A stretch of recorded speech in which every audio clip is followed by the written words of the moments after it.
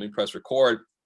Awesome. So we're going to get this started. People on Zoom, can you guys hear me? People on Instagram, can you hear me? I hope so, because I'm really excited. I've been waiting all week to do this topic. This is one of my favorite chapters to read because it's something that I think I personally accelerate in a lot. And, like always, I want to start this call with gratitude. I just want to, send you guys an amazing amount of energy. So in the chat, tell me something you guys are grateful for on Instagram, Zoom. I am so happy and grateful now for insert the blank, whatever it may be. It could be your health.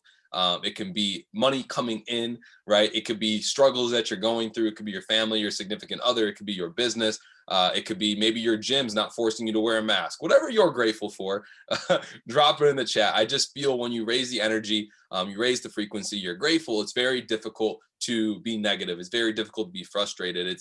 Your life feels better when you're grateful. Even when bad things are happening, you live in a state of gratitude. One of my favorite affirmations that I personally have, right, is I'm so happy and grateful now that I'm connected to a source of abundance and my attitude of gratitude serves me.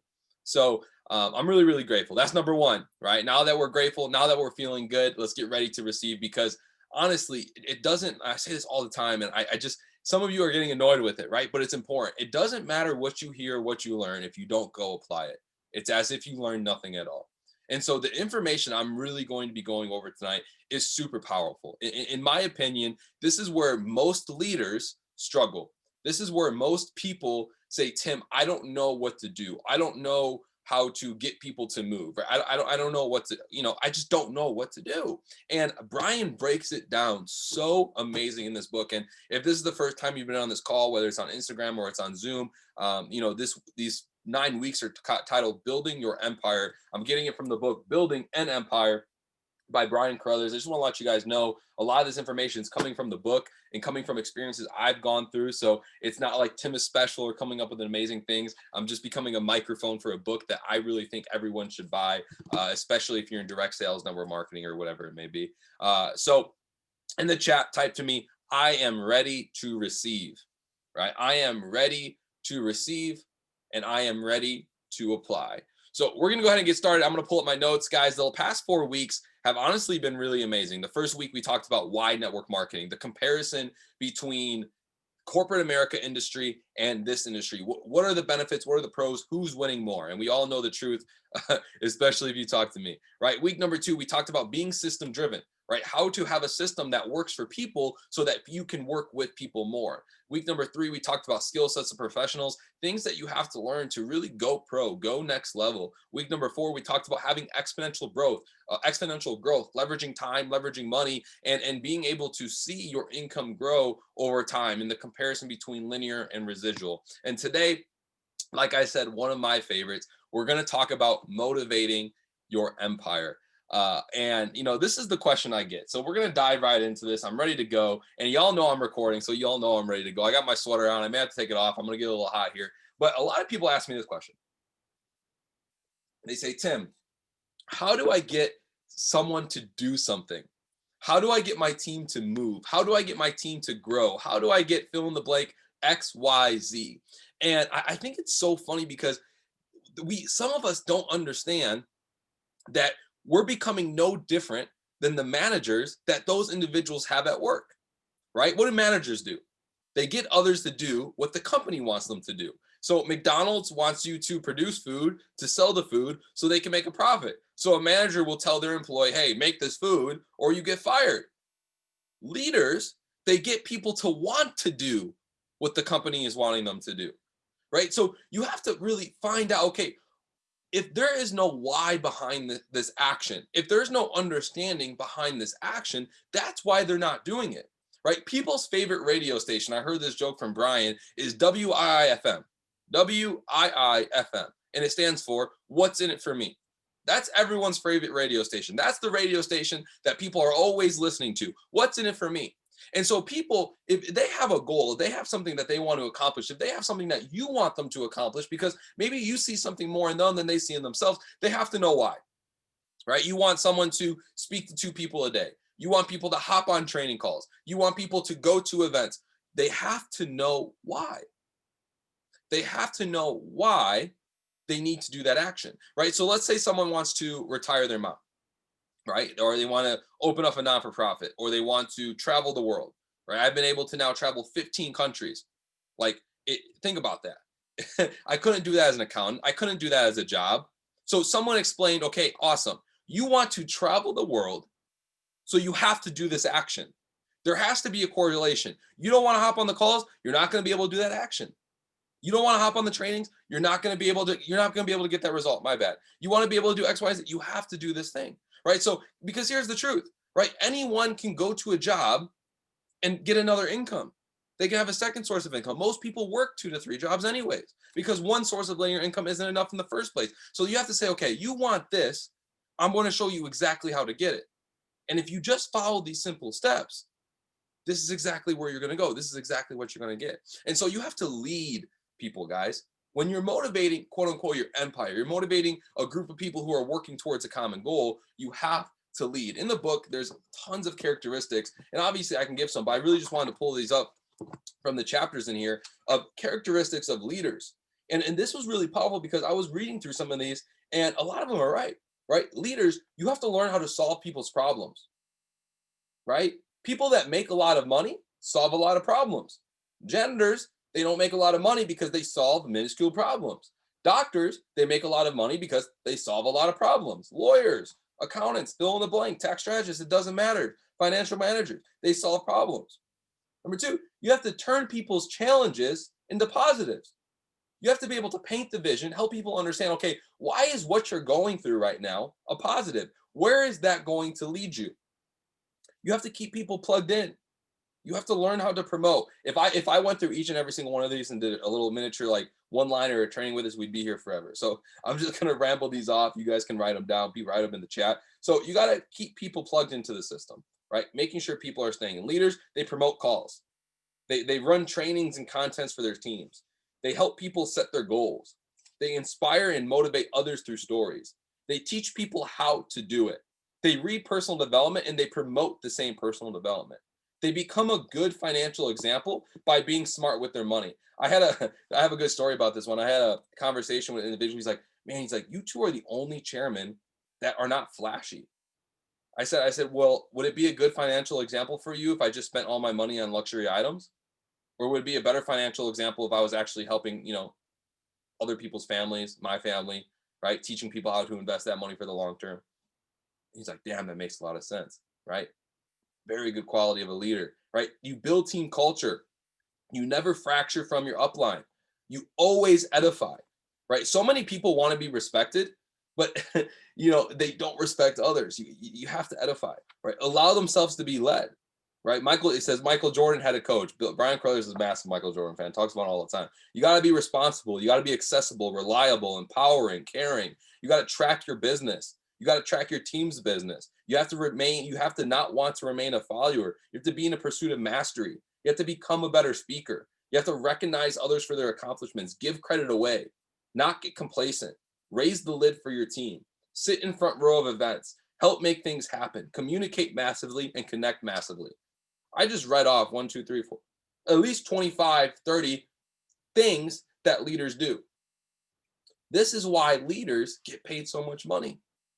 This is why leadership is the highest. What's that quote that they always say? Leadership is the highest. I don't know. Leaders make a lot of money, right? I don't remember what the quote is. If y'all remember the quote, drop in the chat, I'll say it. But why do leaders get paid so much? Oh yeah, leadership is the highest paid profession. See, Jonathan Cuevas right here, real leader, right? It's the highest paid profession. And it's because they master these little things. I was having a conversation with someone yesterday.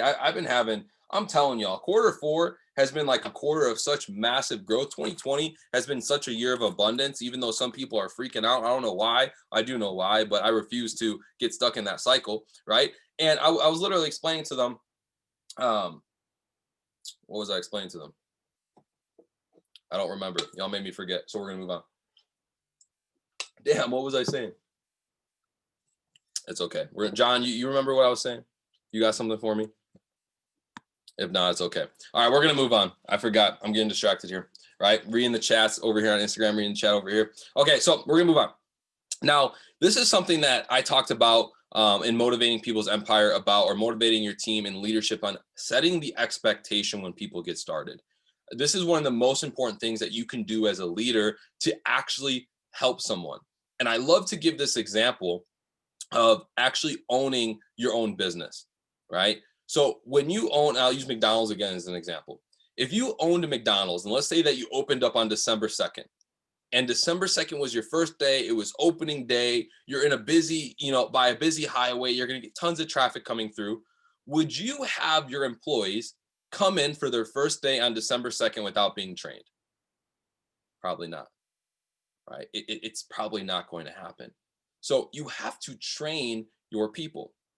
That's number one, right? Number two is, what do employees do when they're done with a task?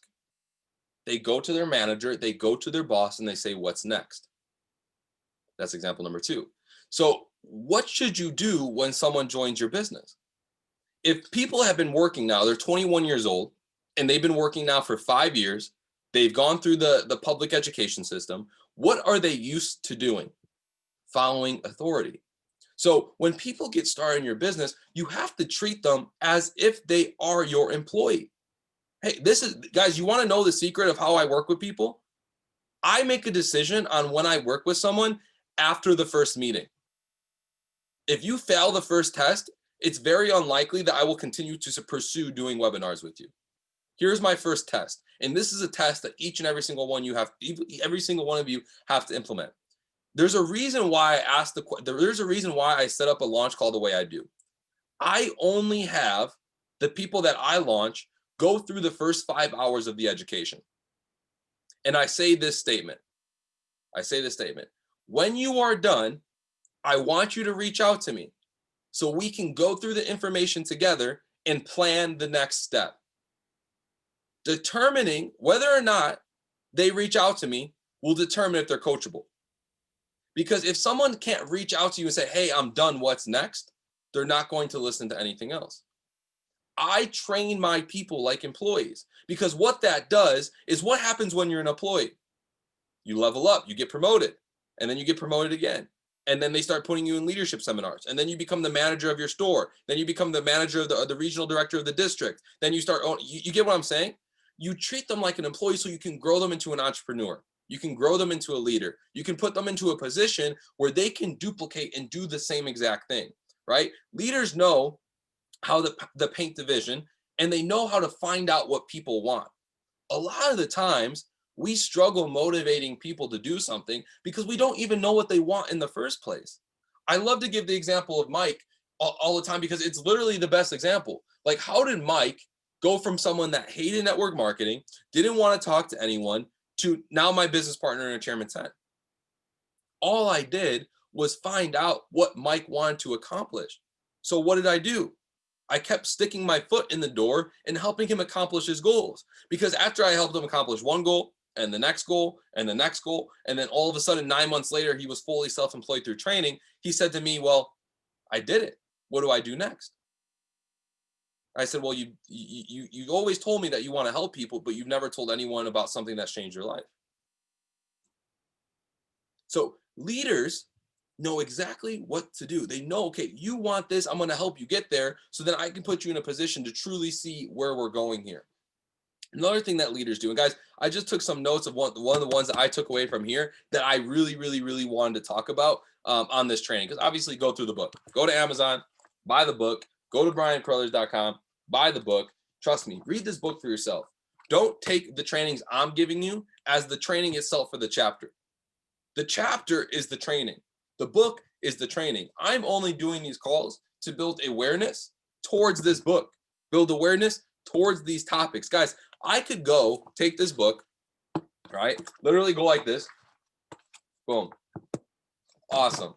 Literally the next topic. I don't know how the hell that happened. And say, okay, tonight, Tuesday night, I'm going to talk about praising progress. And for 1 hour, I could talk about the information in this 2 pages or 3 pages about praising people's progress. So go through this. Leaders, if you're struggling with finding trainings, if you want to train more, go get information like this. Once again, the title is Building an Empire by Brian Crothers. If someone wants to type that in the chat for me, I'd appreciate it. And start using information like this. Guys, when I first started building this business and training people and doing that, I didn't have any experience in the industry. I wasn't making six figures yet, like in the industry or even in trading at that point, right? So what did I do? I just looked at people who had the results I wanted.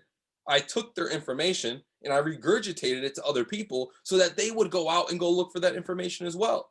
One of the best things that I ever learned was giving my team personal development, giving my team tools, getting my team to events so that other people would be doing the work while I wasn't working. Imagine that, right? Imagine if your team was listening to Your Wish is Command, Your Wish is Your Command, or Building an Empire, Outwitting the Devil, or Think and Grow Rich, or whatever book you want them to listen to. I actually, you can't really see it, but I got a bunch of books right behind me that I just pulled out that I'm going to be going through again. The books that I think are really important for me to read going into quarter one, right? Books that I need to dive into again. And a lot of them are books I'm just rereading. I don't need new information. I just need to apply my information better, right? So go and do that. So leaders praise progress and they promote people's strengths. If How do I say this? That quote is so good, right? Oh man, babies cry for it.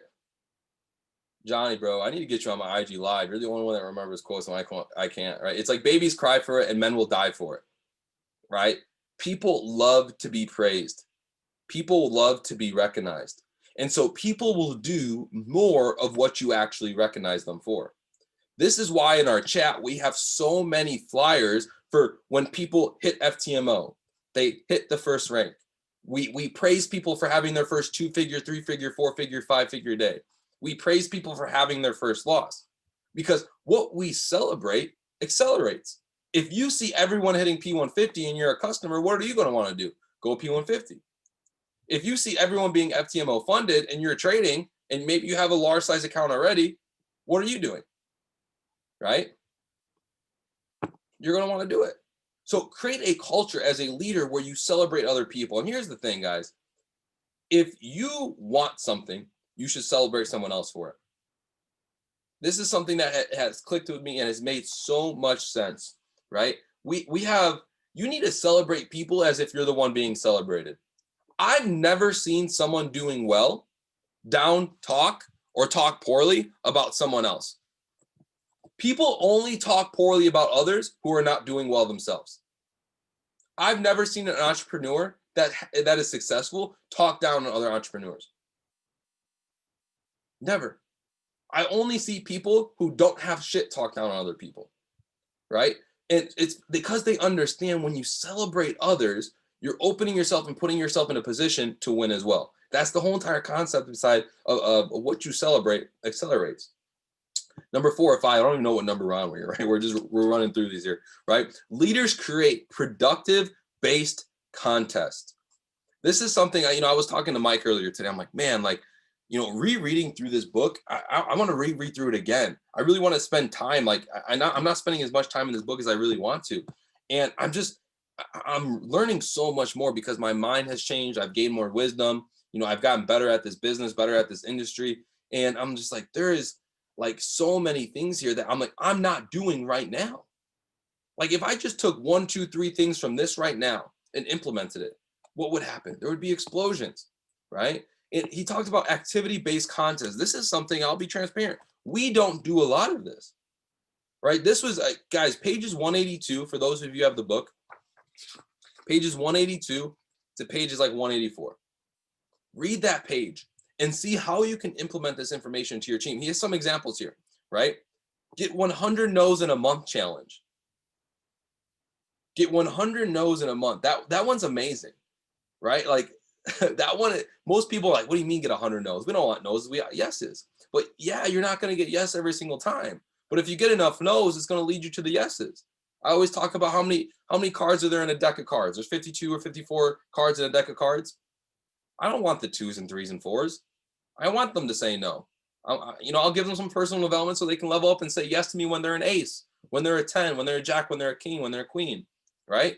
That's what I'm looking for. So the 100 no's challenge. What about the PBR contest, right? Who can have the biggest guest attendance at their in-home event? A PCC contest. Who can have the most people on an op call, right? I know Nancy and Mike are doing a solution call on Thursday. Challenge your team. Whoever, wins gets a one-on-one lunch with you or something, gets a $50 gift card, gets a $25 gift card. These kind of contests that promote productive things, right? A briefing contest. Who can get the most guests to sign up to a weekly business briefing?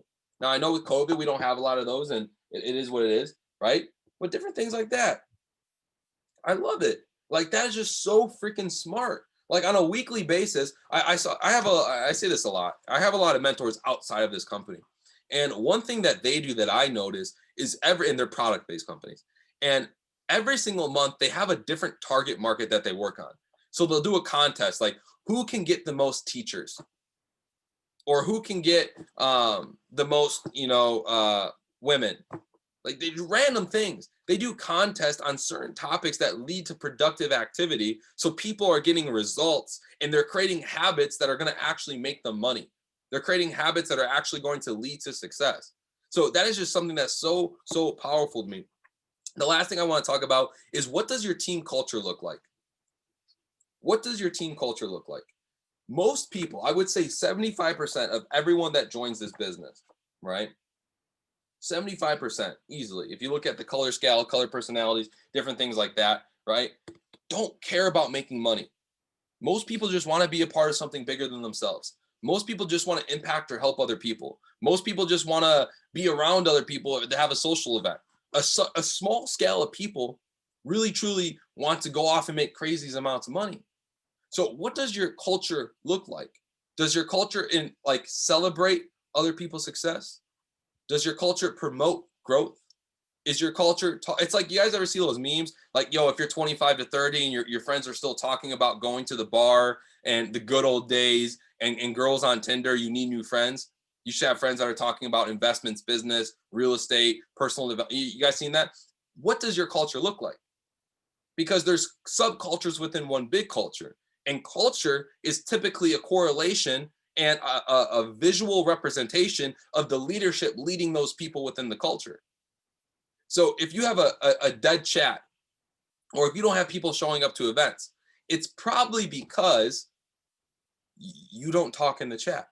You don't show up to events. Do your people show up late to events? Right?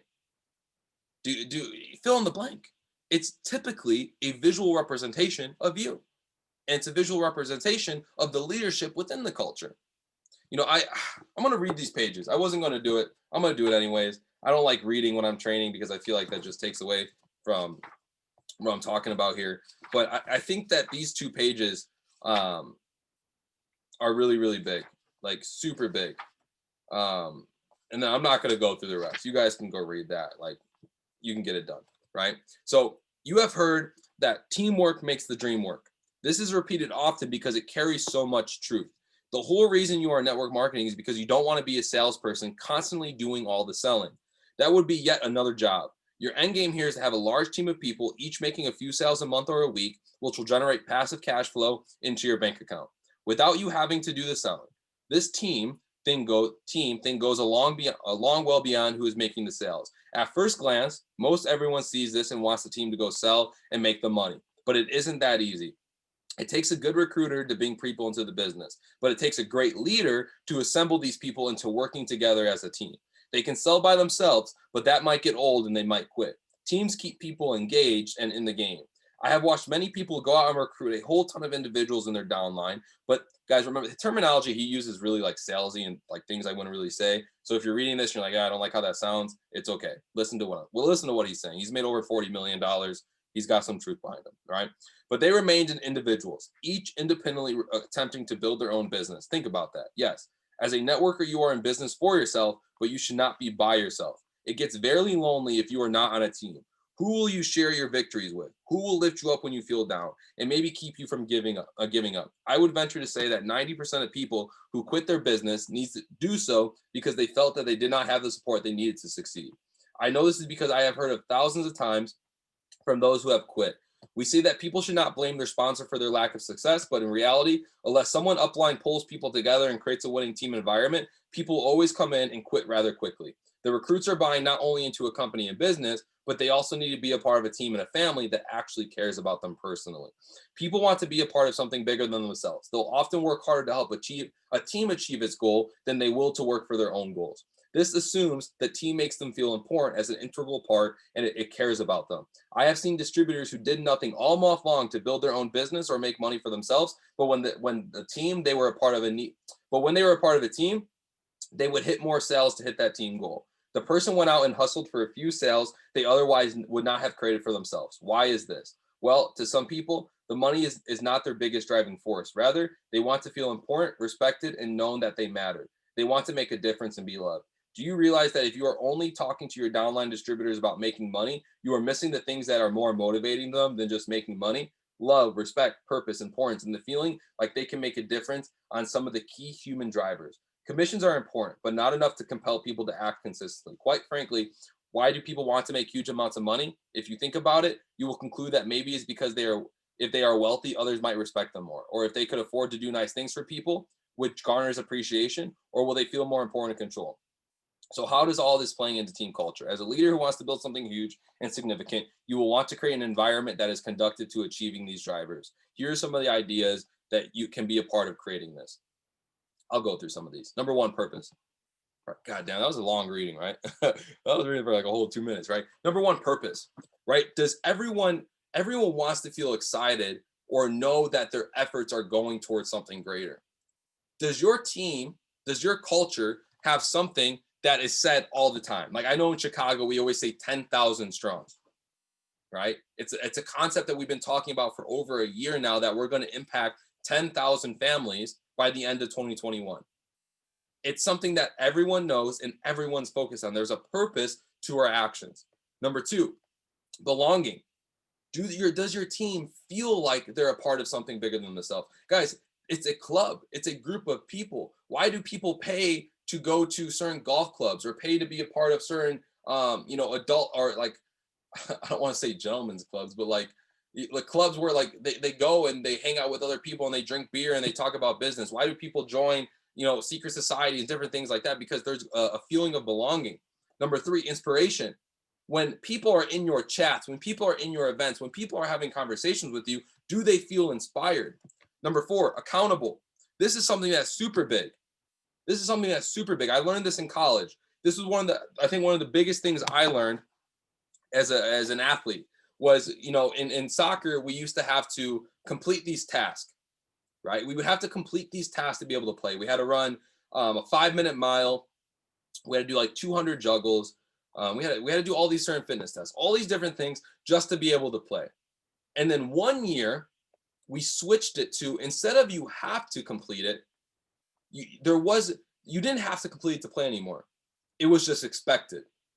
And the team culture became something to where we expected you to have it done. Because if you didn't do it, you let the team down. You let yourself down. You didn't put yourself into a position for the team holistically to win. So when people aren't doing what they need to get done, when people aren't showing up, do they feel bad? Right? Is there a culture where people are challenging each other? Iron sharpens iron to get better. Number five, recognition. When people do things well, are they recognized? Like this is something I do all the time with certain leaders, like leaders that have really good strengths, not even leaders, people.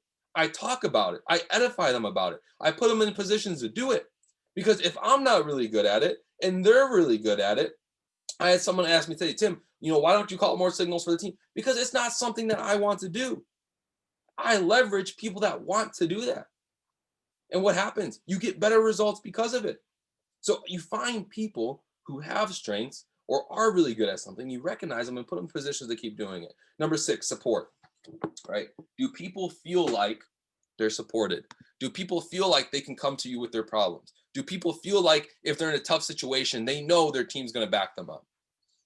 Those 6 things will help you develop a culture. So guys, this is one of my favorite topics. It's something that every single leader is going to go through. And, one little more thing I'll end this with before, we have the Alex Morton training in 25 minutes. I can't wait for that, guys. If you're not going to Miami, get to Miami. Like, just do yourself the favor. Don't do me a favor, right? Don't do your team a favor. Do yourself a favor. Get to Miami on December 12th. I'm going to be there for 36 hours. I'm going to get there Friday night at like 8 o'clock. I'm going to check into the hotel. I'm going to speak on Saturday, and I leave Sunday morning. I'm literally there like 36 hours. Just get there. Trust me. I have never missed an event in my life. This is not even a convention. I just know when you're around people like Alex Morin, Jason Brown, Matt Rosa, we have Courtney Epps coming, my favorite, my accounting mentor, Courtney Epps. She's coming, right, to the convention. She's coming to the training.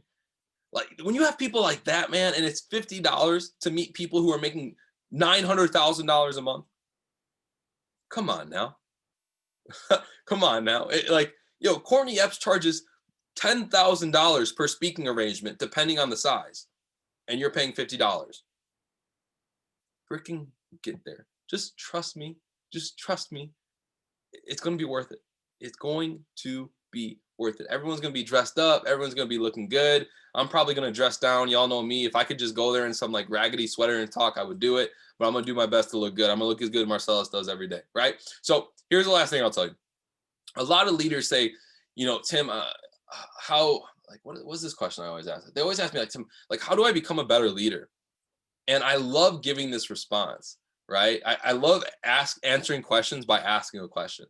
I tell people all the time, I say, I can't tell you how to become a better leader. You have to ask your team how to become a better leader. I ask them this question. Do you know what your team needs right now? I'm like, what do you mean? I was like, well, you have a group of people you lead, right? Yeah. Well, and you want to become a better leader, right? Yeah. Well, why aren't you asking them what they need so you know exactly what to work on? Leaders, go to your teams and ask them this question. Hey, in the month of December, I want to focus on my personal growth as a leader. And that includes how I can better serve you. What can I do? And please be honest with me, that you think would help me grow as a leader and better serve you. Two things are going to happen here. Thing number one, they're going to tell you exactly what you need to hear, because a lot of the times you can't see what you need to work on. You can't retroflect like that. And number two, they may actually compliment you and say, yo, Marcellus, you're doing everything right, bro. I'm just the one slacking. I appreciate you reaching out for me, and I'm even more excited to work because I know that you want to work for me. So guys, don't get discouraged. Leadership is something that takes time. It's not something that people are naturally born with. It's something that you have to grow in. It's something that you have to develop. It's something that it's challenging, but it's so freaking worth it, right? You're never going to be a pro. I'm not a pro. I'm not an expert. I probably never will be. I'm always just going to live in a constant state of being a student, because if you just live in that constant state of learning and growing, you're always going to get better, whether it's 1% a day, 10% a day, 100% a day. It doesn't matter. You're going to get better. So guys, with that being said, I appreciate y'all. Remember, we have Alex Morin in 20 minutes. Get on that call. I'll promote the warning in the chat. And next week is, I don't even know what the topic is for next week. It's going to be good, right? Tuesday, 8 o'clock. Make sure you promote it to your team. You can post this on your social media if you want. I always promote the link early so you can share it with others. Have them hop on the Instagram live. If you guys have any questions, reach out. I'm a Telegram, Instagram, text message away. I got y'all. So I appreciate you guys. We'll chat soon.